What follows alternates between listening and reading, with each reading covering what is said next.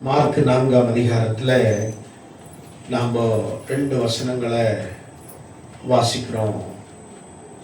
அவர்கள் கேட்டறியும் திராணிக்கு தக்கதாக அவர் இப்படிப்பட்ட அநேக ஊமைகளினாலே அவர்களுக்கு வசனத்தை சொன்னார். நல்ல கவனிங்க. அவர்கள் கேட்டறியும் திராணிக்கு தக்கதாக. இந்த வருஷத்துல ஆண்டவர் கேட்கக்கூடிய திராணிக்கு தக்கதாக ஒவ்வொருவருக்கும் ஒவ்வொரு திராணி இருக்கும், ஒவ்வொருத்தருக்கும் ஒவ்வொரு புரிந்து கொள்ளுகிற உணர்வு இருக்கும், ஒவ்வொருத்தவங்களுக்கும் வசனத்தை அறிந்து கொள்ளுகிற மனநிலை, மனப்பக்குவம். சிலவங்க சீக்கிரம் கத்துக்குவாங்க, கொஞ்சம் சிலவங்க லேட்டா கத்துக்குவாங்க, சிலவங்க டக்குன்னு புரிஞ்சுக்குவாங்க, சிலவங்க கொஞ்சம் லேட்டா புரிஞ்சுக்குவாங்க. அதனால இயேசு கிறிஸ்து இந்த பூமியில ஊழியம் செய்த நாட்களில விசுவாசிகளுக்கு அவர் வசனத்தை போதிக்கிற வேளையில அவர்கள் கேட்டறியும் திராணிக்கு தக்கதாக அவர் இப்படிப்பட்ட அநேக ஊமைகளினாலே அவர்களுக்கு வசனத்தை சொன்னார். ஊமைகளினால் அப்படின்னால் உதாரணம் இல்லாம இயேசுநாதர் யாருக்குமே பிரசங்கம் பண்ணவே இல்லை. ஒரு வசனத்தை எடுத்து அந்த வசனத்துக்கு ஒரு உதாரணத்தை கொடுப்பார். அப்படியானா வெறும் வசனத்தையே பேசிட்டு போனா அவங்களுக்கு அதனுடைய அர்த்தங்கள், அதனுடைய ஆழம் அகலம் புரியாம போகலாம்ன்றதுக்காக ஜனங்கள் திராணிக்கு தக்கதாக, ஜனங்கள் புரிந்து கொள்ளுகிற உணர்வுக்கு தக்கதாக அவர் போதித்தார். அப்படியானால் அவர் போதிக்கிற எல்லா வசனமும் ஜனங்களுக்கு புரிஞ்சிருக்கு. அப்போ இன்னைக்கு இந்த வருஷத்துல ஆண்டவர் உங்களை பார்த்து நீங்கள் புரிகிற திராணிக்கு தக்கதாக இந்த வருஷத்துல இந்த சபை மூலமா கர்த்தருடைய வசனத்தை பரிசுத்த ஆவியானவர் உங்களுக்கு வசனத்தை போதிப்பார். ஊமைகளினாலே அன்றி அவர்களுக்கு ஒன்றும் சொல்லவில்லை. அவர் தம்முடைய சீஷரோடு தனித்திருக்கும் போது அவர்களுக்கு எல்லாவற்றையும் விவரித்து சொன்னார். என்ன சொன்னாரா? அவருக்கு என்ன சொன்னாரா? எல்லாத்தையும் வசனத்தை விவரித்து சொன்னார். அப்படின்னா எக்ஸ்பிளனேஷன் கொடுத்தார். வசனத்தை என்ன பண்ணாரா? விவரித்து சொன்னார், விளக்கமாய் சொன்னார், புரிகிற மாதிரி சொன்னார், புரியும்படி சொன்னார். அப்படியான இந்த வருஷத்துல இந்த வசனம் உங்களுக்கு புரியணும், உங்களுக்கு விளங்கணும், இந்த வசனம் நீங்க அந்த வார்த்தையின்படி நீங்க வாழணும் அப்படின்னு நினைச்சா நீங்க இந்த வசனத்தை கூர்மையா கவனிக்கணும். நல்ல கவனிங்க. இருதயத்தை ரட்சிக்க தக்கது அவருடைய வசனம். இருதயத்தை ரட்சிக்கிறது வேற எதுவுமே கூடிய அந்த ஆத்துமாவை ரட்சிக்கத்தக்கதான வசனத்தை நீங்கள் ஏற்றுக்கொள்ள வேண்டும். அப்படியானால் மனுஷன் பேசுகிறது அழகாக இருக்கலாம், அல்லது அது வாழ்க்கைக்கு ஏதோ ஒரு விதத்துல அது நமக்கு உதவியா இருக்கலாம். ஆனால் தேவனுடைய வசனம் அதையெல்லாம் தாண்டி வாழ்க்கையை செப்பனிட்டு செதுக்கி சீராக்கி உன்னை தேவனுக்காக எழும்பி பிரகாசிக்கிற ஒரு மனுஷனாக வடிவமைக்கணும்னா ஆண்டவருடைய வசனத்தால மட்டும்தான் உன்னை செதுக்க முடியும். ஆண்டவருடைய வசனத்தால தான் உன்னை சீராக்க முடியும். ஆண்டவருடைய வசனத்தால தான் உன்னை அழகாக வடிவமைக்க முடியும். அவர் விரும்புகிற பாத்திரமாக வடிவமைக்க முடியும். அப்படியானால் இன்னைக்கு 2 காரியங்கள் இருக்கிறது நம்முடைய வாழ்க்கையில. ஒன்று, வசனத்திற்கு இந்த வருஷத்துல நீங்க முக்கியத்துவம் கொடுக்குறீங்க. உங்க வாழ்க்கையில வேதத்துக்கு, ஆண்டவருடைய வசனத்திற்கு நீங்கள் முக்கியத்துவம் கொடுக்கிறீர்கள். அப்படியானால் நீங்கள் என்ன செய்ய வேண்டும் அப்படின்னா, லூக்கா 24ஆம் அதிகாரத்தில் 45ஆம் வசனத்தை நீங்கள் எடுத்தவர்கள் வாசிங்கள். லூக்கா 24ஆம் அதிகாரத்துல அப்பொழுது வேத வாக்கியங்களை அறிந்து கொள்ளும்படி அவருடைய மனதை அவர் திறந்து அவர்களை நோக்கி எழுதியிருக்கிறபடி, நல்ல கவனிங்க, அவருடைய மனதை திறந்து, வேத வாக்கியத்தின்படி அவருடைய மனதை திறந்து. அப்படியானால் இன்னைக்கு உங்களுடைய மனச தேவனுடைய வசனத்தின் ஆழமான அந்த வேர் உங்களுக்குள்ள போக வேண்டுமானால் உங்களுடைய மனச ஆண்டவர் திறக்க விரும்புகிறார். உங்களுடைய ஹார்ட்டை திறக்க விரும்புகிறார். தேவனுடைய வசனம் தான் ஒரு மனுஷனுடைய மனசை திறக்கும். ஒரு மனுஷனுடைய வாழ்க்கையில கர்த்தருடைய வசனம் அவருடைய வாழ்க்கையில மனசை திறக்கணும். அப்படின்னா ஆண்டவருடைய வசனம் சொல்லுகிறது. என்ன சொல்லுகிறது? எடுத்தவர்கள் வாசிங்கள். அப்போஸ்தலர் 2ஆம் அதிகாரத்துல 47வது வசனத்துல, முதலாம் நூற்றாண்டு திருச்சபை துவங்கிய காலகட்டத்திலே முதல் சபை பூமியிலே ஸ்தாபித்த நாட்களிலே ஆதிகால திருச்சபை விசுவாசிகள் பூமியிலே முதலாக எழும்பின பொழுது என்ன நடந்தது? வாசிங்கள். தேவனை துதித்து, அவர்கள் தேவனை துதித்து ஜனங்கள் எல்லாரிடத்திலும் தயவு பெற்றிருந்தார்கள். ரட்சிக்கப்படுகிறவர்களை கர்த்தர் அனுதினமும் சபையிலே தேவன் ரட்சிக்கப்படுகிறவர்களை கர்த்தர் சபையிலே சேர்த்ததுக்கு நோக்கம் என்ன? எதற்காக தேவன் சேர்த்தார் அப்படின்னு சொன்னா, அதே 2ஆம் அதிகாரத்திலே 46வது வசனத்திலே, அவர்கள் ஒருமனப்பட்டவர்களாய் தேவாலயத்திலே அனுதினமும் தரித்திருந்து வீடுகள் தோறும் அப்பம் விட்டு மகிழ்ச்சியோடு கபடமில்லாத இருதயத்தோடு இருந்தார்கள். அப்படியானால் இயர்லி சர்ச் எப்படி இருந்தது அப்படின்னா 4 காரியங்களை செய்தார்கள். ஒன்று, சத்தியத்திலே டீச்சிங் டெய்லி. அவங்க ஒவ்வொரு நாளும் தினந்தோறும் சத்தியத்தை அவர்கள் அறிந்தார்கள். சத்தியத்தை தினந்தோறும் வேத வாக்கியங்களை ஆராய்ந்து பார்த்தார்கள். தினந்தோறும் வசனத்திலே அவர்கள் உபதேசிக்கப்பட்டார்கள். அனுதினமும் தேவனுடைய வசனத்திலே, அப்போஸ்தலருடைய உபதேசத்திலே அவர்கள் தேறினவர்களாய் காணப்பட்டார்கள். ஆதிகால திருச்சபை விசுவாசிகள் வசனத்திற்கு, தேவனுடைய வார்த்தைக்கு, வேதத்துக்கு முக்கியத்துவம் கொடுத்தார்கள்.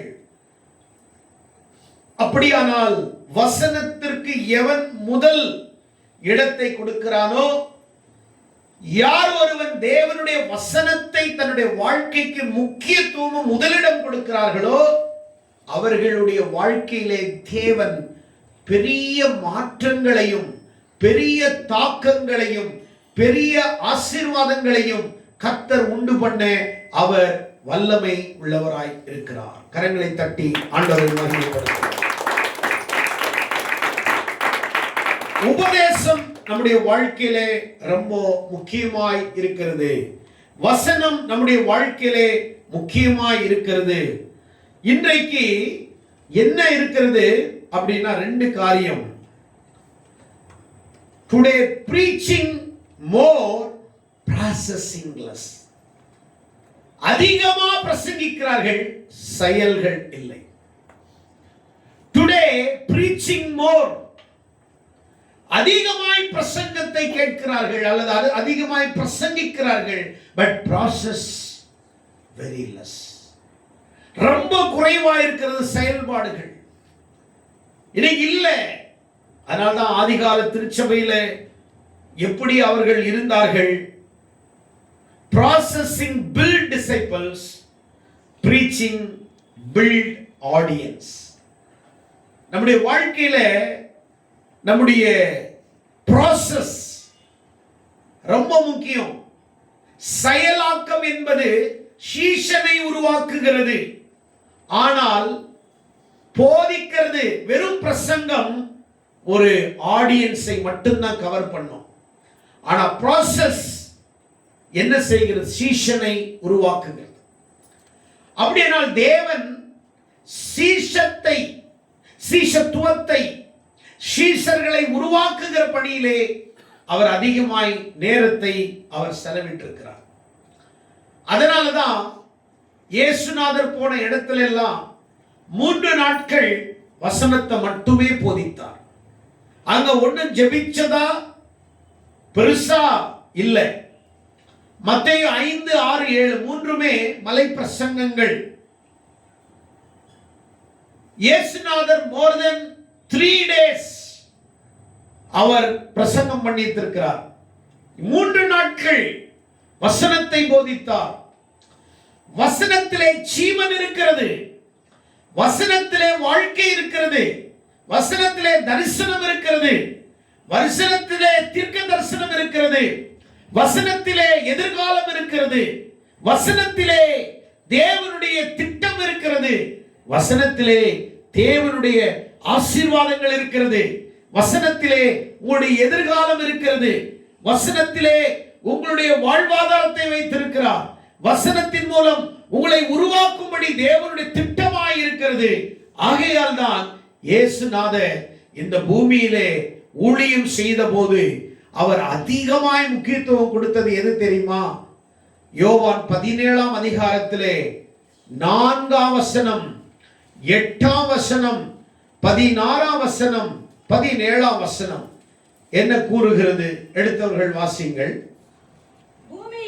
பூமியிலே நான் உம்மை மகிமைப்படுத்தினேன், நான் செய்யும்படி நீர் எனக்கு நியமித்த கிரியைகளை பாருங்க. ஏசப்பா சொல்றாரு, இந்த பூமியில அவர் வாழ்ந்த நாட்களில அவருடைய பணியெல்லாம் செய்து அவர் இந்த உலகத்தை விட்டு மரணத்திற்கு ஆயத்தமாக்கப்படுவதற்கு முன்பாக அவர் சற்று நேரத்துக்கு முன்பாக பிதாவினிடத்தில் அவருடைய ஊழிய அறிக்கையை சமர்ப்பிக்கிறதை பார்க்கிறோம். அப்படியானால் என்னை இந்த உலகத்துல அனுப்புனதனுடைய வேலையை நான் செஞ்சிட்டேன் ஆண்டவரே, பிதாவே நான் செஞ்சு முடிச்சிட்டேன், நீங்க என்னை எதுக்கு அனுப்புனீங்க அப்படின்றத இந்த பூமியில நான் இந்த 3 வருடங்களும் 33 வருடங்களும் இந்த உலகத்துல உங்களை நான் மகிமைப்படுத்தி இருக்கிறேன்.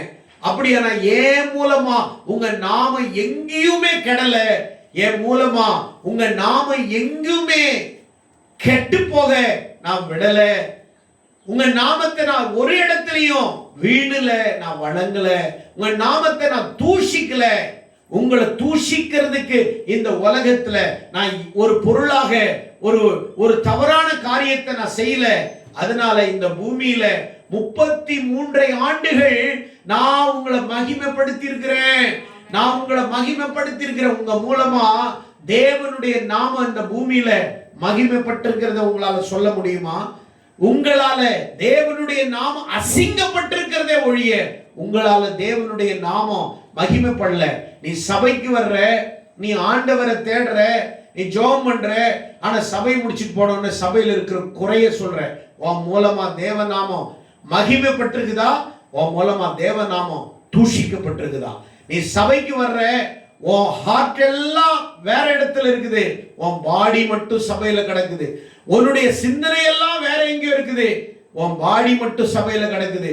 அப்படின்னா உன் மூலமா தேவனுடைய நாமம் மகிமைப்பட்டிருக்குதா தூஷிக்கப்பட்டிருக்குதா? நீ சபையில உட்கார்ந்துட்டு 10 முறை பாத்ரூமுக்கு ஏஞ்சி போற யூரியனுக்கு, உங்க தேவனுடைய நாமம் மகிமைப்பட்டிருக்குதா தேவனுடைய நாமம் தூஷிக்கப்பட்டிருக்குதா?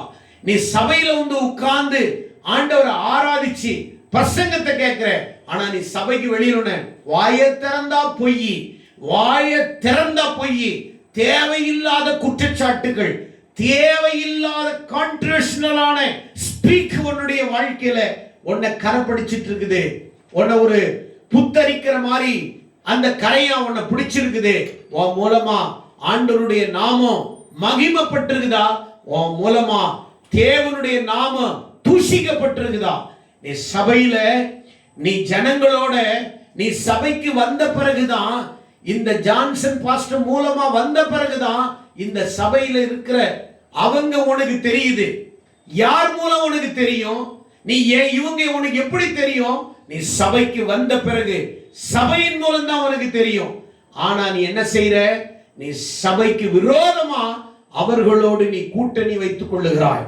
நீ சபைக்கு விரோதமாய், ஊழியக்காரனுக்கு விரோதமாய் அல்ல, தேவனுக்கு விரோதமாய் நீ சபையிலே உன் நாமம், தேவ நாமம் மகிமைப்படாம நீ சபையில ஜனங்களோட எங்க குறை பேசலாம், யாருக்கிட்ட எதை பிரச்சனையை கிரியேட் பண்ணலாம், எதை சொல்லி பார்க்கலான்னு உன் இருதயம் இன்னும் தேவநாமம் மகிமைப்படாதபடி, உன்னால தேவநாமம் தூஷிக்கப்படுது ஒழிய உன்னால தேவநாமம் மகிமைப்படல. நீ சபைக்கு வர்ற, ஆனா நீ சபைக்கு வெளியில போன உடனே உலகத்தானோட மோசமா வாழ்ற. அதனால தேவநாமம் மகிமைப்படல, தேவநாமம் உன்னால தூஷிக்கப்பட்டிருக்குது.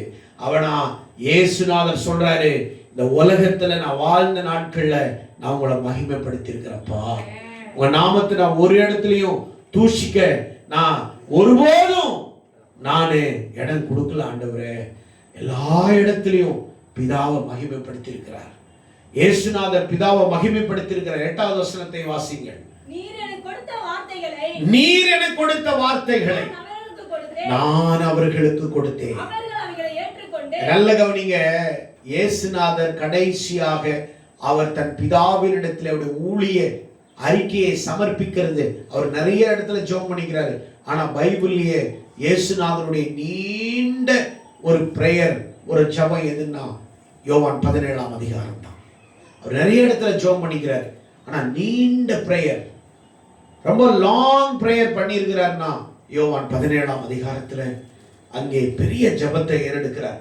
அவர் இப்படியாக ஆண்டவரிடத்துல ஜெபிக்கும் போது சொல்றார், ஆண்டவரே பிதாவே, நீர் எனக்கு கொடுத்த வசனத்தை நீங்க எனக்கு தந்தவங்களுக்கு எல்லாம் நான் கொடுத்திருக்கிறேன். ஆமென். ஆண்டவர் எதை கொடுத்தாருங்களே? வசனத்தை கொடுத்தார். நல்லா கவனிக்கணும். ஆட்டுக்கு சாப்பிடுறதுக்கு கோல்டு நல்லா இருக்குமா, இல்ல வெள்ளி போட்டா நல்லா இருக்குமா, இல்ல பிளாட்டினம் போட்டா சாப்பிடுமா? ஆடு மாடுகளுக்கு கோல்டு ஒரு 10 கிலோ, காலையில் ஒரு 10 கிலோ கோல்டு, மதியம் 10 கிலோ கோல்டு சாப்பிடுறதுக்கு கொடுத்தா அது சாப்பிடுமா? ஆட்டுக்கும் மாட்டுக்கும் என்ன வேணும்? புல்லு, தழை, அது கொடுத்தா தானே சாப்பிடும். ஆட்டுக்கு மாட்டுக்கு என்ன வேணும்? புல்லு, தலை.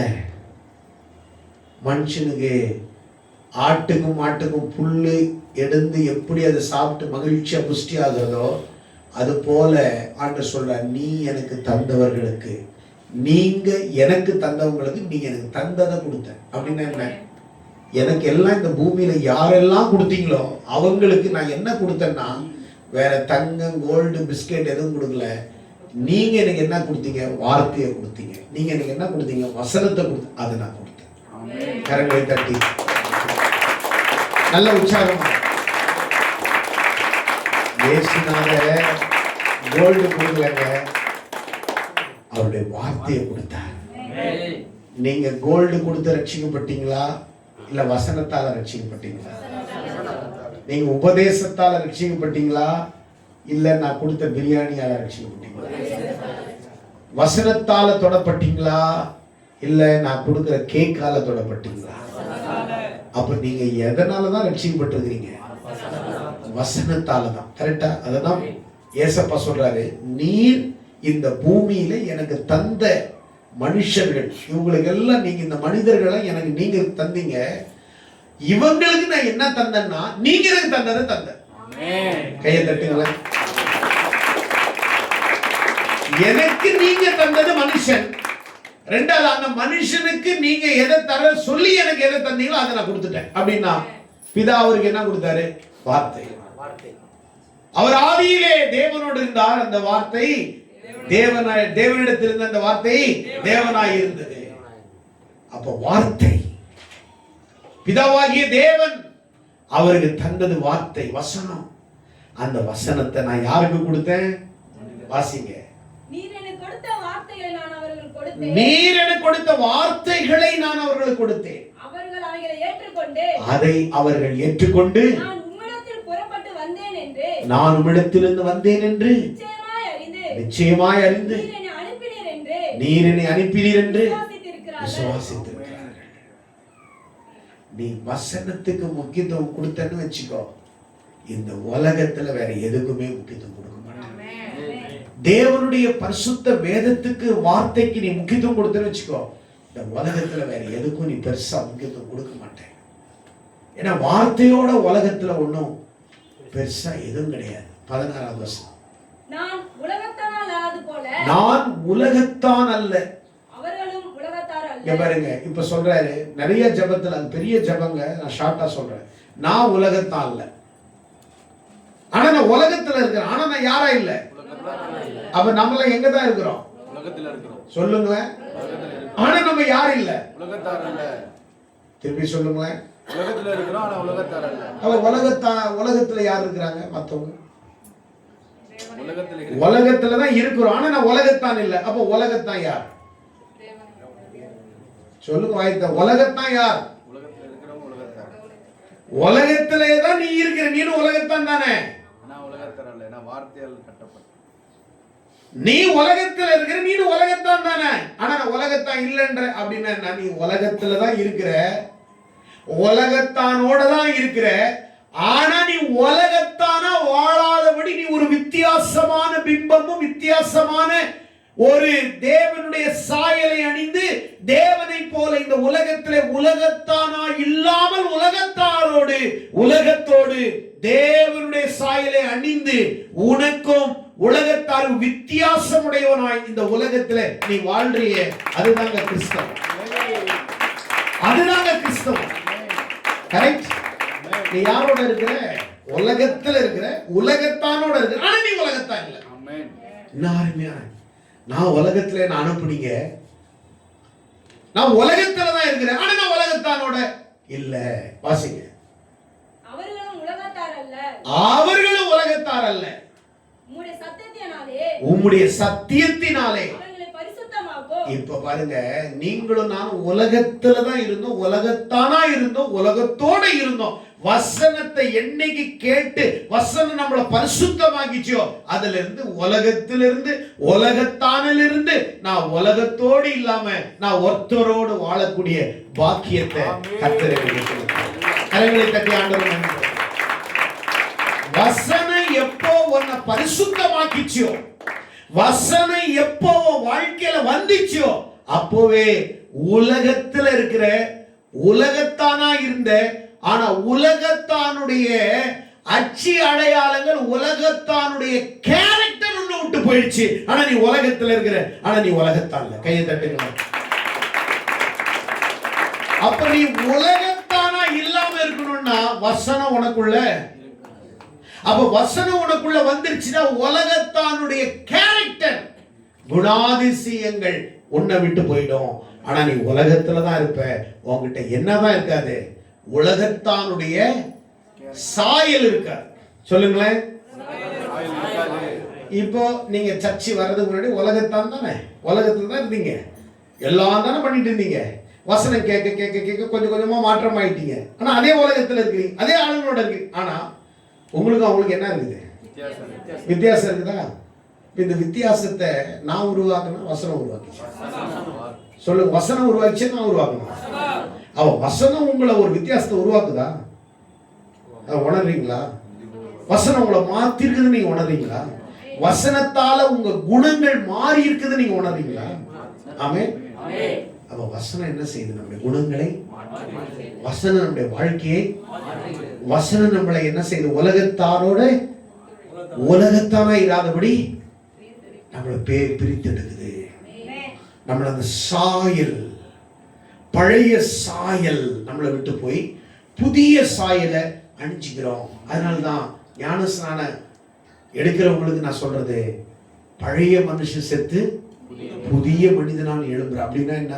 நீ உலகத்துல இருந்து உலகத்தால் இருக்கும்போது பழைய மனுஷன், நீ வசனத்தால நீ கேட்டு கேட்டு கேட்டு கேட்டு கேட்டு வசனத்தை கேட்டு கேட்டு உன்னை பரிசுத்தமாய் வந்து வந்து இப்போ நீங்க எல்லாம் இங்க சர்ச்சுக்கு வரலன்னு வச்சுக்கோங்க, நீங்க எல்லா உலகத்துல இருக்கிற எல்லா பாவங்களும் எல்லாமே உங்ககிட்ட இருந்திருக்கும், எந்த மாற்று கருத்தும் கிடையாது. ஆனா நீங்க உலகத்துல இருந்து கடவுளோட இருக்கிறதுனால உங்ககிட்ட இன்னும் முழுமையான மனம் திரும்புதல் இல்லாம வேணா இருக்கலாம்.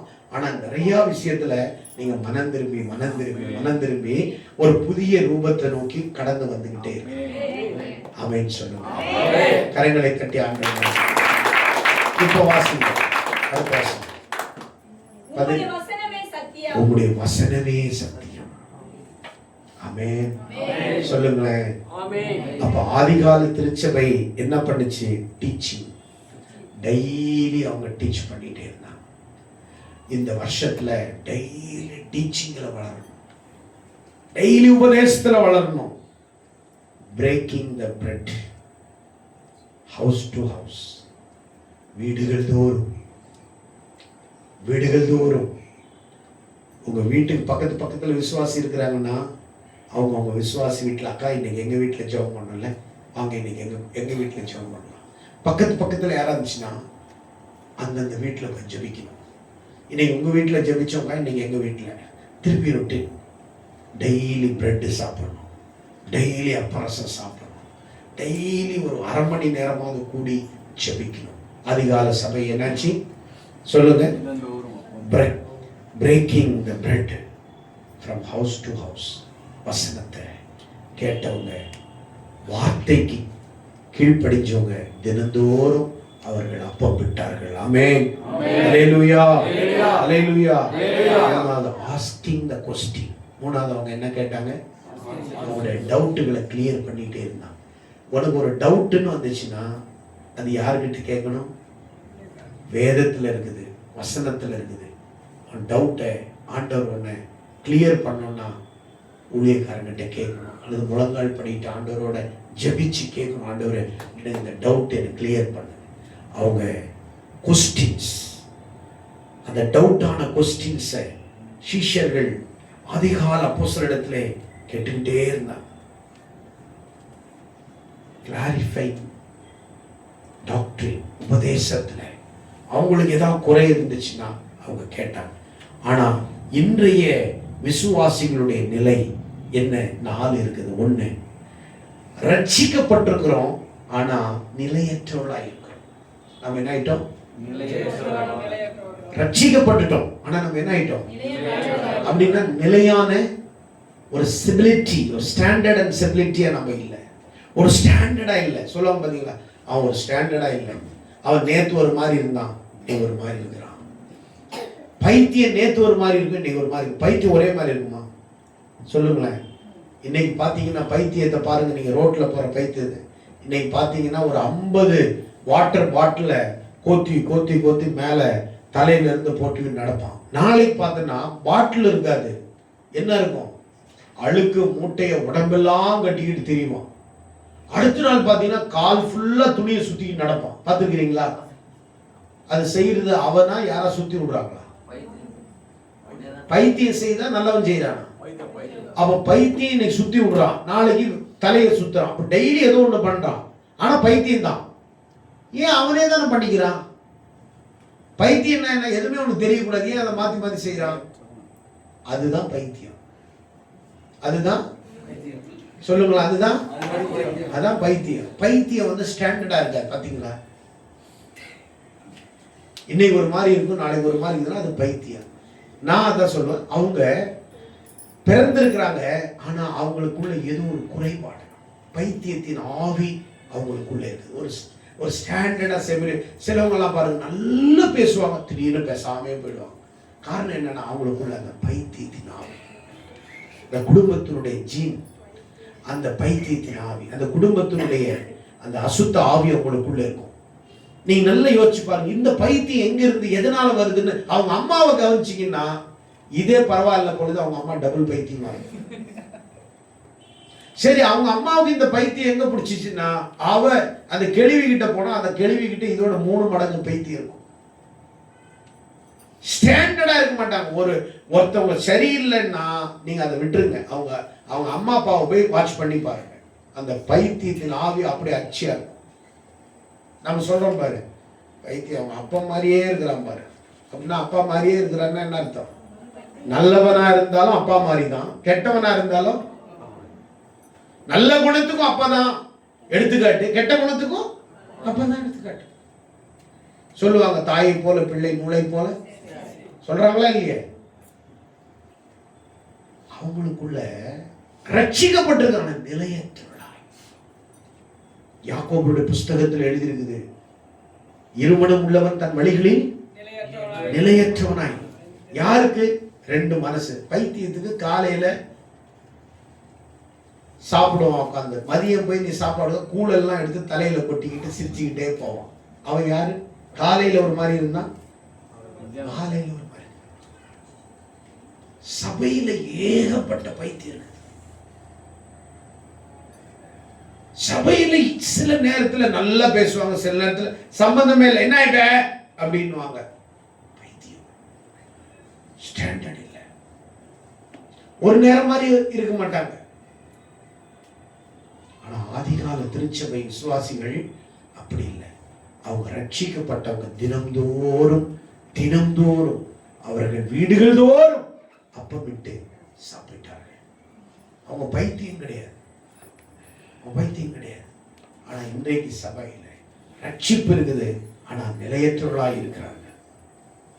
ரெண்டாவது, ஆராதனை உணர்ச்சி பூர்வமா இருக்குது, ஆனா வேர் ஆழமா இல்லை. ஆராதனை என்ன இருக்குது? உணர்ச்சி பூர்வமா இருக்குது, ஆனா வேர் ஆழமா இல்லை. சண்டே ஒரு நாள் தான் நம்ம ஆராதிக்கிறோம், மற்ற நாள் ஆளே இருக்க மாட்டேங்கிறோம். அடுத்த நாள் ஆராதிக்கணும்னு வந்து ட்ரெயின் பண்றோம், பிராக்டிஸ் எடுத்தாதான் பாடுறோம். ஆனா பிராக்டிஸ் இல்லாம எப்போ நீ பாடுறியோ அப்போ உனக்குள்ள வேர் ஆழமா போயிடுச்சு. பிராக்டிஸ் பண்றேன்னா உனக்கு இப்போதான் விதை போட்டு தண்ணி ஊத்திட்டு இருக்கிறோம்னு அர்த்தம். இதையே நீ காலம் ஃபுல்லா 40 வயசு வரைக்கும் உனக்கு பிராக்டிஸ் இருக்குதுன்னா உனக்குள்ள என்ன இல்லை? சொல்லுங்களேன், உனக்குள்ள இல்லை என்ன இல்லை? வேறு இல்லை. கரெக்டா நான் சொல்றது? ஏதோ ஆரம்பத்துல தெரியல பிரசங்கத்தை நாங்க கத்துக் கொடுக்கலாம், நான் சாகர வரைக்கும் உனக்கு நான் பிரசங்கத்தை கத்துக் கொடுக்குறேன்னா உனக்குள்ள என்ன இல்லை? வேறு இல்லை. ஒரு இசை வாசிக்கிறது ஆரம்பத்துல வாத்தியார் கத்துக் கொடுப்பாரு, நீ 40 வயசு வாத்தியாரே 40 வருஷமும் கத்துக் கொடுத்தா உனக்குள்ள என்ன இல்லை? வேற ஆழம் இல்லை. கரெக்டா இல்லையா? இன்னைக்கு சபையில உணர்ச்சி பூர்வமான ஆராதனை இருக்கிறது, ஆனால் ஆழமான வேர் இல்லை. ஆழமான வேர் இருக்குது. நான் சபையில உனக்குள்ள உன்னை பார்த்தாவே, என் சபைக்கு வர்ற யாருக்கும் பிரைஸ் லார்ட் நீ கொடுக்க மாட்டேங்கிற, ஆனா வர்ற, அப்படியே போற, அப்படியே வர்ற, நீ பைத்தியம். நீ யாரு? அதே வெளிப்படுத்துது, நான் பைத்தியம். என்கிட்ட யாரும் பேசாதீங்க, பேசவே கூடாது, சிரிக்க கூட கூடாது. ஏன்னா அது கூட சேர்ந்தா நம்மள அந்த ஆவி வந்துடும். நீங்க நல்ல யோசிங்க, சபையில அதிகமா பேசுறவங்களோட சேர்ந்து பாருங்க, அவளை தூக்கி சாப்பிட்டுட்டு நீனும் அதிகமா பேசுறவளா மாறிடுவேன். ஆனா குறை கண்டுபிடிக்கிறவங்களை பார்த்துட்டே இருங்க, நீயும் என்னவா மாறிடுவேன்? அந்த ஆவி உனக்குள்ள குட்டி போட்டுரும். எந்த ஆவி? குட்டி போட்டுரும். அந்த குறை கண்டுபிடிக்கிறவங்கள 10 நாள் சேருங்களேன், அதுகிட்ட 2 குட்டி இருக்கும், உனக்குள்ள 40 குட்டி போட்டு விட்டுரும். என்ன குறை பிடிக்கிற ஆவி. யாராவது கிட்ட நீங்க சேலஞ்ச் பண்ணி சொல்லி உங்களோட சேர்ந்து நான் மாறி இருக்கிறேன்னு. மாறி இருக்கிறீங்க, அது தெரியும் எனக்கு. மாறி இருக்கிறீங்களான்னு சொல்லுங்க. ஒரு மாறி இருக்கிறீங்க, ஆனா மாறி இருக்கிறீங்களான்னு சொல்லுங்க. இயேசுவோடு சேர்ந்தா இயேசுவை போல மாறுவேன், பாஸ்டரோட சேர்ந்தா பாஸ்டர் மாதிரி மாறுவேன். ஆமென். நீ யாரோட சேர்றியோ, நீ பீடி குடிக்கிறவனோட 4 நாள் சேர்ந்தனா 4வது நாள் நீனும் பீடி குடிப்ப. சாராயம் குடிக்கிறவனோட சேர்ந்து பாருங்க, நீனும் சாராயம் குடிப்ப. கரெக்டா இல்லையா? ஆணுக்கு நிகரா பொண்ணுங்களும் என்ன பண்றாங்க? சேஸ் நடிக்கிறாங்க. சமமாயிடுச்சு. கரெக்ட். நீ மட்டும் குடிக்கலாமா, நான் குடிக்க கூடாதா? அப்போ நீ யாரோட சேர்றியோ அவர்களை போல நீ மாறிவிடுகிறாய். ஒரு நண்பனை பத்தி சொல்லு, நீ யாரு நான் சொல்றேன்னு ஒரு பழமொழி இருக்குது. உன் நண்பன் எப்படிப்பட்டவன்றது எனக்கு சொல்லு, நீ யாருன்னு நான் சொல்றேன். நீ யாரோட சேர்ற, அந்த அந்த சேர்க்கையாகவே நீ மாறிவிடுவாய். ஆராதனை இருக்கிறது, உணர்ச்சி பூர்வமான என்ன இல்லை. மூணாவது வசனம் சொல்றாங்க, அர்த்தம் தெரியல. என்ன சொல்றாங்க? அதுக்கு அர்த்தம் எல்லாருக்கும் தான் வசனம் தெரியும், ஆனா அதுக்கு அர்த்தம் தெரியுமா? தெரியலையே. ஆமென். நீ கர்த்தருடைய கையிலே ராஜ முடியுமா இருப்பாய், நீ அலங்கார கிடமாய் இருப்பாய். ஆமென், ஹல்லேலூயா. புது வருஷத்துல வாக்குத்தத்தம் இது மட்டும் கையில கிடைச்சிச்சுன்னா, சிஸ்டர் எனக்கு வந்திருக்குது ராஜ முடி, நான் கர்த்தருடைய கையில ராஜ முடின்னா என்ன? ராஜாவுக்கு முடி வந்து இப்படி விரிச்சு போட்டுட்டா இருப்பார். ராஜா எப்படி இருப்பாரு? அப்படியே சுழல் சுருள் சுருள் சுருள் சுருள் சுருள் சுருள் சுருளா. அப்ப அந்த முடியை சுத்தணும்னா என்ன இருக்குது? அதை வளைக்கணும், அதை வளைக்கணும், அதை வடிவமைக்கணும். வலிக்கும், வடிவமைக்கும் போது கஷ்டமா இருக்கும். அப்படின்னா உன்னை ராஜ முடியா ஆக்குறாருன்னா, உன்னை ஆண்டவர் இப்பதான் உன்னை அடிச்சு உடைச்சி ஒடுக்கு எடுத்து சரி பண்ண போற. ஆனா சரி பண்றதுக்கு முன்னாடி உனக்கு என்ன வேலை இருக்கும்? டிங்கரிங் வேலை நிறைய இருக்கும். அதை ஏத்துக்குவியா? அதுதான் அந்த வசனத்தினுடைய அர்த்தம். ஆனா நீ என்ன பண்ற? கர்த்தர் கையில நன்றாஜ முடியுமா இருப்பேன். ஆனா வசனம் தெரியும், ஆனா அதுக்கு என்ன தெரியல. இப்ப புரியுதா? வசனம் எல்லாருக்கும், ஆனா அர்த்தம் கரெக்ட். கிறிஸ்தவத்துல வசனம் நல்ல வாய்க்கிலேயே சொல்லுவாங்க, கர்த்தரின் மேய்ப்பரா இருக்கிற நான் தாழ்ச்சி அடையேன். அதுக்கு என்ன அர்த்தம்? எனக்கு கர்த்தர், எனக்கு அவர் மேய்ப்பரா இருக்க, எனக்கு குறையே கிடையாதுன்னு அர்த்தம். ஆனா இந்த வசனத்தை இவங்க பேசுவாங்க, ஆனா அடுத்த நிமிஷத்துல அக்கா ஒரு 2 தக்காளி கொடுங்க அக்கா, ஒரு 2 பூண்டு கொடு அக்கா. அப்ப அந்த வசனத்தை எதுக்கு அக்கா நீ சொன்ன? கர்த்தரின் மேய்ப்பரா இருக்கிற நான் தாழ்ச்சி அடையேன். The Lord is my shepherd. நான் தேவனை நான் மேய்ப்பனா இருக்கிறேன், நான் தாழ்ச்சி அடையேன் அப்படின்னு எனக்கு குறை இல்லைன்னு அர்த்தம். தாழ்ச்சின்னா வேற ஒண்ணும் இல்லை, இங்க என்ன தாழ்க்கிறது இல்லை. தாழ்ச்சின்னா எனக்கு குறை இல்லைன்னு அர்த்தம். ஐ நாட் ஷல், எனக்கு எதுவுமே குறை இல்லைன்னு அர்த்தம். ஆனா வசனம் தெரியும், ஆனா என்ன இல்லை? ஜீவப்பம் நானே. அது ஆண்டவர் சொன்னார். எப்ப? நான் தான் வசனம் தான் அப்பன்னார். நீ என்ன பண்ற? அப்பா ஏசப்பா அப்பன் தருவாரு. என்ன தருவாரு? 3 நாள் ஆண்டவரோட இருந்தாங்கல்ல ஜனங்க, வசனத்தை கேட்க வந்தாங்கல்ல, அவங்களுக்கு 5 அப்ப 2 மீனை ஆசீர்வச்சு சாப்பிட வச்சார்ல. டெய்லி ஆண்டவரை தேட ஆரம்பிச்சுட்டாங்க. அடுத்த நாள் ஜனங்களை என்ன பண்ணிட்டாங்க? தேட ஆரம்பிச்சிட்டாங்க. ஆண்டவர் என்ன தெரியுமா சொன்னாரு? இவர்கள் அற்புதங்களை கண்டதினால் என்னை தேடவில்லை, அப்பத்தை கண்டதினால் என்னை தேடுகிறார். அப்படின்னா எதுக்காக தேடுறாங்க சொல்லுங்களேன்? இங்க 3 பேர் இருப்பாங்க, 2 சாப்பாடு வாங்கினா 40 பேர் உட்கார்ந்துருப்பாங்க சர்ச்சில். இந்த 3 பேர் உழைக்கிறாங்க, சாப்பிட்டுமே நம்ம ஏஞ்சி போலான்னு இல்லை. அந்த 3 பேர் நீ எப்படி எங்களை விட்டு சாப்பிடலாம்? எங்களுக்கும் வாங்கி கொடு. ஒண்ணு எங்களுக்கும் வாங்கி கொடு, நீனும் சாப்பிடாத. நாங்க சாப்பிடல, நீ சாப்பிடாத, ஏஞ்சி போயிடணும். 3 பொட்டலம் தான் வச்சிருப்போம் சர்ச்சில். சர்ச்சு முடிஞ்ச உடனே ஆனா 30 பேர் உட்கார்ந்துருப்பான். இந்த 3 பொட்டலம் சாப்பிடணும். புரிஞ்சுக்கணும். ஆமென், அல்லேலூயா. புரிஞ்சுக்கணும். நம்ம எப்படி வாழணும்ன்றது புரிஞ்சுக்கணும். நம்மளை என்ன நினைப்பாங்கன்னு புரிஞ்சுக்கணும். நினைச்சு செயல்படுறதுதான் வாழ்க்கை. கரெக்டா இல்லையா? குழந்தைக்கு சோறு ஊட்டிட்டு இருப்பாங்க, கிண்ணம் ஃபுல்லா இருக்கும். இவங்க ஆன்னு பார்த்தா அந்த குழந்தைக்கு வயிற்று வலி வந்துடும். இவங்க சொல்லுவாங்க, என் குழந்தைய பார்த்துக்கிட்டே இருக்காது, என் குழந்தைக்கு வயிற்று வலி வந்துடும். அப்படின்னா என்ன அர்த்தம்? நீ ஏன்டா நான் ஊட்டும் போது ஆன்னு பார்க்கறேன்னு. கரெக்டா இல்லையா? அதை மட்டும் இவங்களுக்கு சொல்ல தெரியும், ஆனா மத்தது இவங்களால வசனம் தெரியும், ஆனா அது என்ன இல்லை, பிரசங்கம் பண்றான். கர்த்தருடைய நாமம் இதுவரைக்கும் இல்லாத ஒரு மிகப்பெரிய வெளிப்பாட்டை நான் சொல்ல போகிறேன். என்னடா சொல்ல போறான்னு பார்த்தா, எடுத்து வாசிங்கள். மத்தேயு 1ஆம் அதிகாரம் 1. அதை இவனை பெற்றான், அவன் அவனை பெற்றான், இவன் இவனை பெற்றான். இதெல்லாம் பெற்றான் தான் வரும். ஆபிரகாம் ஈசாக்கை பெற்றான், ஈசாக்கு ஏசாயை பெற்றான், ஏசாய் யாக்கோபு, இப்படி பெற்றான். அந்த காலத்திலே யாருக்கும் தெரியாத ரகசியத்தை அந்த காலத்தில் எல்லாம் ஆண்கள் தான் பெற்றார்கள், நான் சொல்லவில்லை, பைபிள் சொல்லுகிறது. கரங்களை தட்டி ஆமென் சொல்லுவோமா? அல்லேலூயா. ஒருத்தன் பிரசங்கம் பண்றான், பவுலும் சீலாவும் நடு ராத்திரியிலே கர்த்தரை ஆராதனை செய்து துதித்து பவுலும் சீலா கணவன் மனைவி 2 பேரும் ஆண்டவர் ஆராய்ச்சார்கள். கணவன் மனைவி இல்ல, அவங்க 2 பேரும் ஃப்ரெண்டுங்க. நம்ம ஊர்ல சீலான்றதுனால அவர் பொண்டாட்டின்னு நினைச்சுக்கிட்டாங்க. வசனம் தெரியுது, ஆனா என்ன தெரியல. இப்ப புரியுதுங்களா? அவங்களுக்கு என்ன தெரியுது? வசனம் தெரியுது, என்ன தெரியல? அர்த்தம் தெரியல.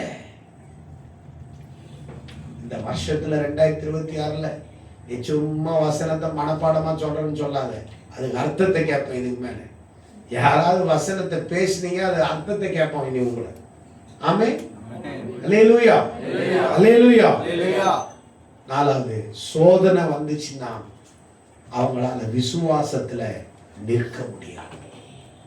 விசுவாசிகள் அந்த காலத்துல சோதனை வந்துச்சு, அவங்க நின்னாங்களா இல்லையா? சபை சிதறடிக்கப்பட்டு போச்சு. திரிந்தவர்கள் எங்கும் போய் பிரசங்கித்தார்கள். சபை சின்னாபின்னமான சூறையாடப்பட்டது. ஆனா அவங்க பயப்படல. என்னவோ இப்பதான் சொல்றாங்க, சபைக்கு விரோதமா எந்திரிக்கிறார், சபையை அடிக்கிறான், கொள்றான். அந்த காலத்திலேயே 1ஆம் நூற்றாண்டு காலத்திலேயே சபையை துன்பப்படுத்துறவங்க நிறைய பேர் இருந்தாங்க. சபையை உடைக்கிறவங்க இருந்தாங்க, ஊழியக்காரர்களை அழிக்கிறவங்க இருந்தாங்க, ஊழியக்காரர்களை தூக்கிலிட்டவங்க இருந்தாங்க. நீரோ மன்னன் ஒருத்தர் இருந்தார். நீரோ மன்னன் என்ன பண்ணுவாராம் தெரியுமா? கிறிஸ்தவர்களை ஒரு பெரிய கம்பத்துல கட்டி உயிரோட எரிச்சு அந்த வெளிச்சத்துல அவருடைய ரதத்துல அந்த அவருடைய நந்தவன தோட்டத்துல உலாவுவார். அந்த வெளிச்சத்துல நீரோ மன்னன் என்ன பண்ணுவாராம்?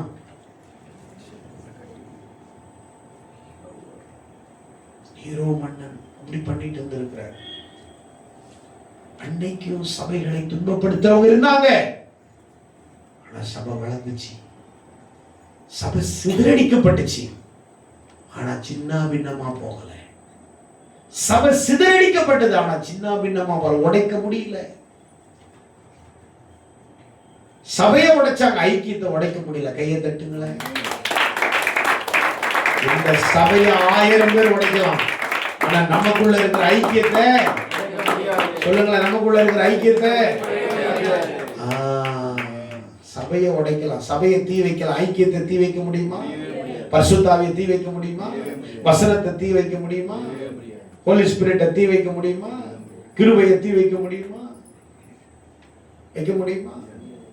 நமக்குள்ள இந்த பரிசுத்தாவியானவர் சொல்லுங்க, சபையை உடைக்கலாம், ஐக்கியத்தை உடைக்க முடியாது. அந்த கால சபை விசுவாசிகளுக்குள்ள வேத வசனத்தை தெரிஞ்சிருந்தாங்க, அதன் விளக்கத்தை அர்த்தத்தை தெரிஞ்சதுனாலதான் அவங்களால துன்பத்திலையும் உபத்திரவத்திலையும் கஷ்டத்திலையும் பாடுகளிலையும் கண்ணீரையும் நிலைச்சு நிற்க முடிஞ்சிச்சு.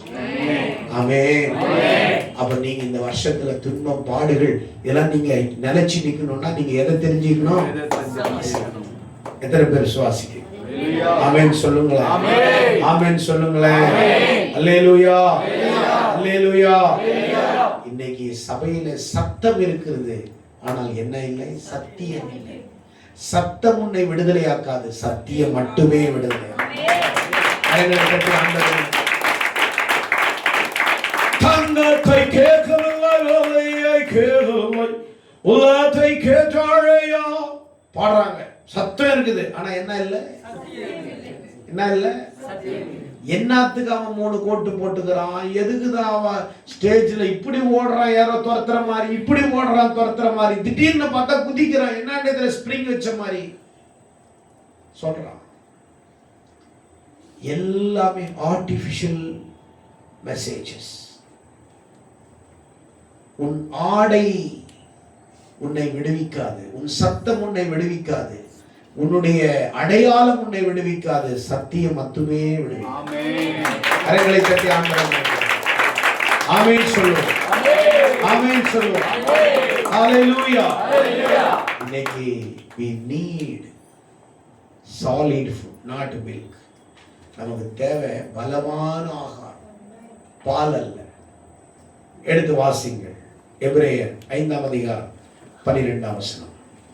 வேகமாய் வாசித்து முடிப்போம். எபிரேயர் 5ஆம் அதிகாரம் 12ஆம் வசனம். யாக்கோபுக்கு முன்னாடி இருக்குது.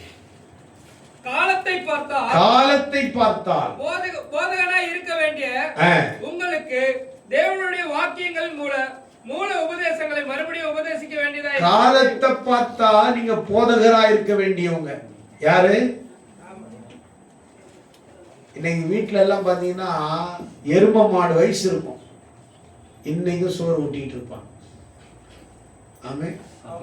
கேட்டா சொல்லுவாங்க, என் புள்ள, மற்றவங்களுக்கு எல்லாம் என்ன பேயா பிறந்திருக்குது, எல்லாருக்கும் தான் புள்ள பிறந்திருக்குது. இவங்க என்னன்னா ரொம்ப எக்ஸீடம், என் பிள்ளைய பத்தி நான் ஊட்டி விடுறேன், அறிவை ஊட்டி விடு. சிலவங்க 3 வயசு தான், 3 மாசம் தான் இருக்கும், போட்டு 30 இட்லி திட்டுவாங்க உள்ள, வயிற்றுல ஒண்ணு இல்லை, வயிற்றுல அது கொஞ்ச நாள்ல பாத்தீங்கன்னா இந்த கண்ணை இட்லி மாதிரி இப்படி இருக்கும், இன்னொரு கிண்ணை இவ்வளவு பெரிய இட்லி மாதிரி இருக்கும், இங்க பாத்தீங்கன்னா இட்லி மாதிரி தொங்கும். மூஞ்சி பார்த்தா இது என்ன இந்தியா மேப் மாதிரி இருக்கும், ஃபேஸாவே குழந்தை ஃபேஸ் தெரியாது, அப்படியே தொங்கும். இவங்க போட்டு இட்லியை போட்டு குத்து குத்து குத்து குத்து குத்தி சாப்பிடு சாப்பிடு, தொந்தி வயிறா உழுதும். இவங்க எதை சாப்பாடு மட்டும்தான் உங்களுக்கு குறிக்கோளா இருந்தாங்க, அறிவுக்கேற்ற வார்த்தை உங்களுக்குள்ள என்ன இல்லை. இவனை சாப்பிட வச்சு கடைசியில் 5 வயசு ஆயிடுச்சு, நடக்க முடியாம உருண்டிக்கிட்டே இருப்பான். அப்பவும் விட மாட்டாங்க, 10 இட்லி சாப்பிட வைப்பான், வயிற்றுல ஒண்ணு இல்லை, சாப்பிடு சாப்பிடு. ஆமென் ஆமென். அப்படி இருக்கக்கூடாது. காலத்தை பார்த்தா நீங்கள் போதகராய் இருக்க வேண்டிய நீங்கள் மூல உபதேசம் என்ன? ரட்சிப்பு, மனம் திரும்புதல், கைகளை வைத்தல், ஞானஸ்நானம், இதான் மூல உபதேசம். திருப்பி இதையே போதிக்கிறது, இதே சர்ச்சுக்கு போதிச்சிட்டு இருந்தா நீங்க வாழ்நாள் முழுதும் பாலையே குடிச்சிட்டு இருக்கணும். அதனாலதான் உங்களுக்கு அடிக்கடி வாந்தி பேதி வருது. 3 வேளையும் பாலை குடிங்க, பார்க்கலாம் உங்களுக்கு வயிற்றால போதா இல்லையான்னு பாருங்க. போகுமா போகாதா? காலையில் 1 லிட்டரு, மதியம் 1 லிட்டரு, நைட் 1 லிட்டரு குடிக்கலாம், பார்க்கலாம். 3 நாள் குடிங்களேன். ஹாஸ்பிட்டல் போய் பெட்ல போயிட்டு பருக்குன்னு உட்காந்துருக்கீங்க. ஏன்னா நீங்க 3 வேளை என்ன சாப்பிடணும்? சாப்பாடு சாப்பிடாம லோட்டால போய் நீங்க பால் குடிச்சீங்கன்னா எப்படி இருக்கும்? நீங்க ஹாஸ்பிட்டல்ல போய் படுத்திருக்க வேண்டியதுதான், குளுக்கோஸ் ஏற்றிக்கிட்டு. இன்னை வரைக்கும் நீங்க ஏன் தெரியுமா ஆவிக்குரிய வாழ்க்கையில வளர மாட்டேங்கிறீங்க? ஏன் தெரியுமா பைத்தியம் ஆயிடுறீங்க? ஏன் தெரியுமா வசனத்தை கேட்க மாட்டேங்கிறீங்க? நீங்க இன்னும் பாலையே குடிச்சிட்டு இருக்கிறீங்க. அப்படின்னா பலமான ஆகாரத்தை நீங்க காலத்தை பார்த்தா நீங்க போதகரா இருக்கணும். சிலவங்க பாத்தீங்கன்னா 40 வருஷமா சர்ச்சில் உட்காந்துருங்க, யாருக்கும் பிரயோஜனம் இருக்க மாட்டாங்க. சோத்திரம் பாஸ்டர், சோத்திரம் பாஸ்டர், 40 வருஷம் இதே தான். சோத்திரம் பாஸ்டர், இதே ஒரு வளர்ச்சி, ஒரு மண்ணாங்கட்டி இருக்காது. சோத்திரம் சிஸ்டர், நல்லா இருக்கிறீங்களா சிஸ்டர்? 40 வருஷம் இதே தான். இந்த 40 வருஷம் இந்த சர்ச்சில் பாஸ்டரா இருக்க வேண்டிய நீனு இன்னும் என்ன பண்ணிட்டு இருப்ப? சோத்திரம்.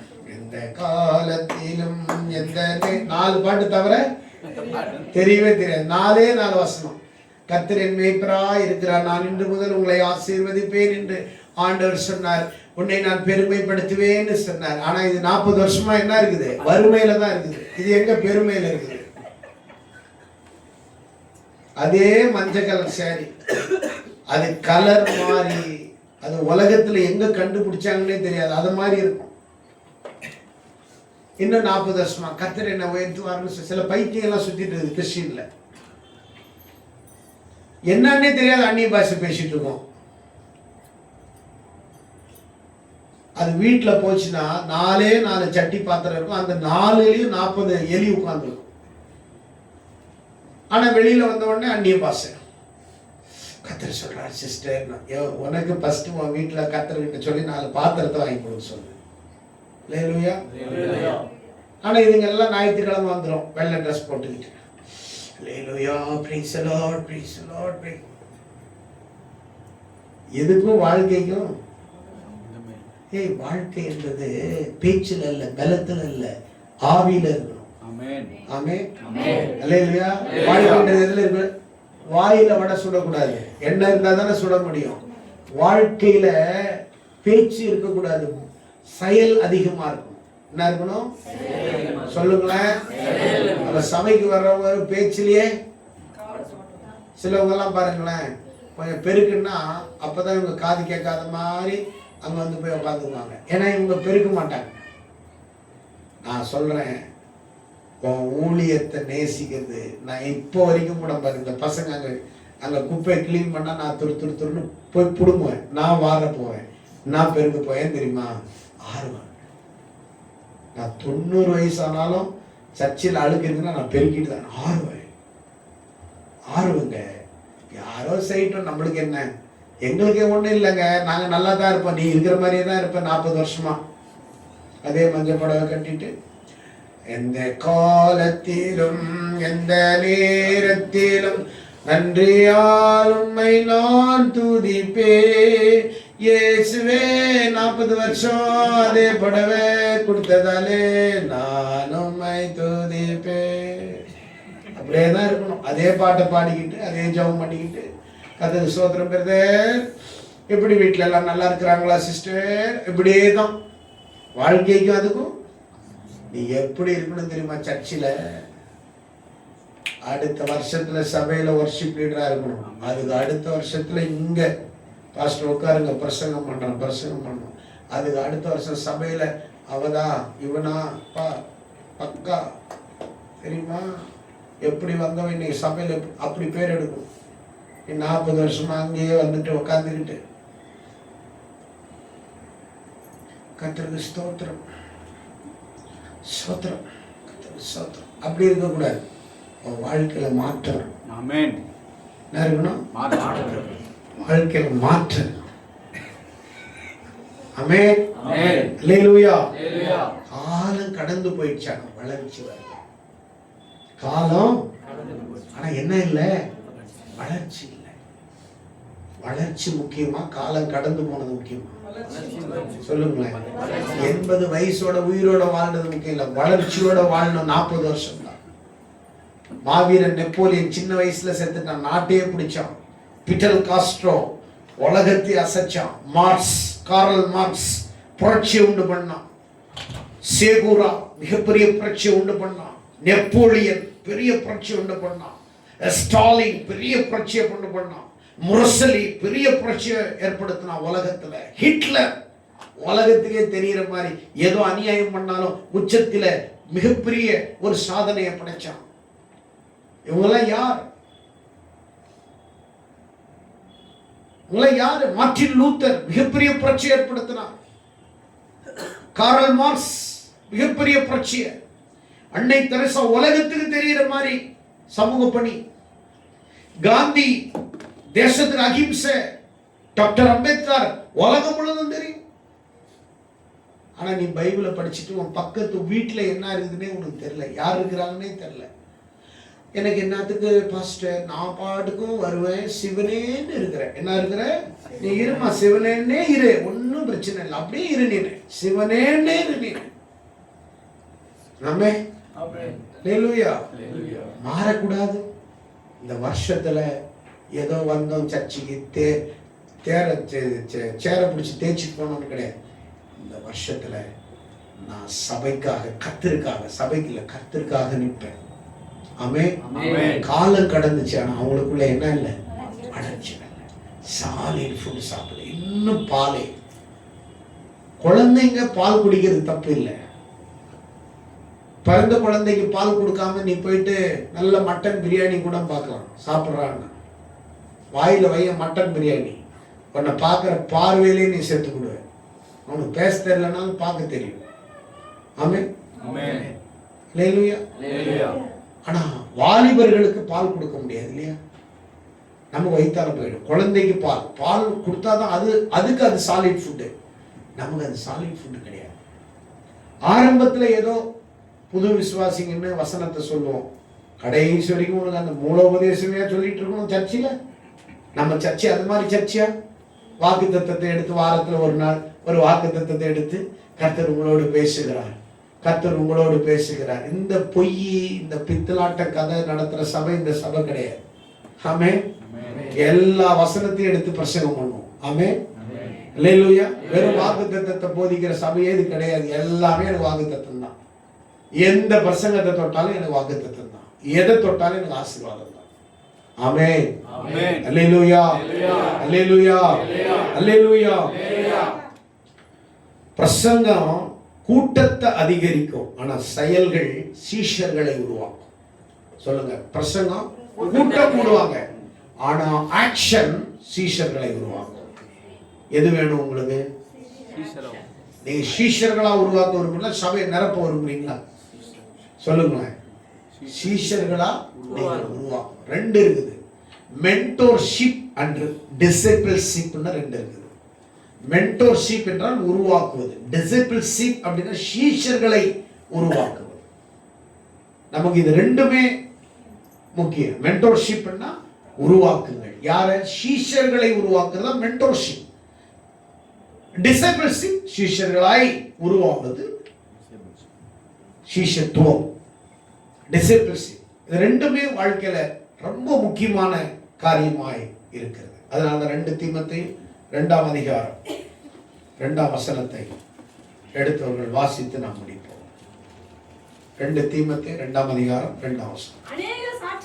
அநேக சாட்சிகளுக்கு முன்பாக நீ என்னிடத்தில் கேட்டவைகளை மற்றவரிடத்திலே போதிக்கத்தக்க உண்மையுள்ள மனுஷனிடத்திலே ஒப்புவி. பவுல் சொல்றார் தீமோத்தேயுவை பார்த்து, என்கிட்ட எதை கேட்டியோ அதை நீ ஜனங்க நல்லவங்கிட்ட ஒப்படை. அப்போ ஏசப்பா என்ன பண்ணார்? இந்த உலகத்துல வந்து, பிதாவே, இந்த பூமியில நான் உம்மை மகிமைப்படுத்தினேன், நீ எனக்கு தந்தவர்களிடத்தில் எனக்கு தந்ததை நான் கொடுத்துட்டேன். இப்ப நான் மகிழ்ச்சியா வர்றேன், நான் சந்தோஷமா வர்றேன் அப்படின்னு இந்த உலகத்துல அவர் வசனத்தை தான் போதிச்சார், வேற எதுவுமே போதிக்கிறேன். ஆமென். ஏன்னா வசனம் தான் உங்களை பரிசுத்தமாகும், வசனம் தான் உங்களை ரட்சிக்கும், வசனம் தான் உங்களை உருவாக்கும், வசனம் தான் உங்களுக்குள்ள மாற்றத்தை உண்டாக்கும். வேற எதுவுமே என்ன செய்யாது, மாற்றத்தை உண்டாக்காது. ஆமென். அல்லேலூயா. எத்தனை பேர் விசுவாசிக்கிறீங்க? எத்தனை பேர் தேவனுடைய வார்த்தை விசுவாசிக்கிறீங்க? வார்த்தையின்படி உங்களை கர்த்தர் ஆசீர்வதிப்பாராக. God bless you. God bless you.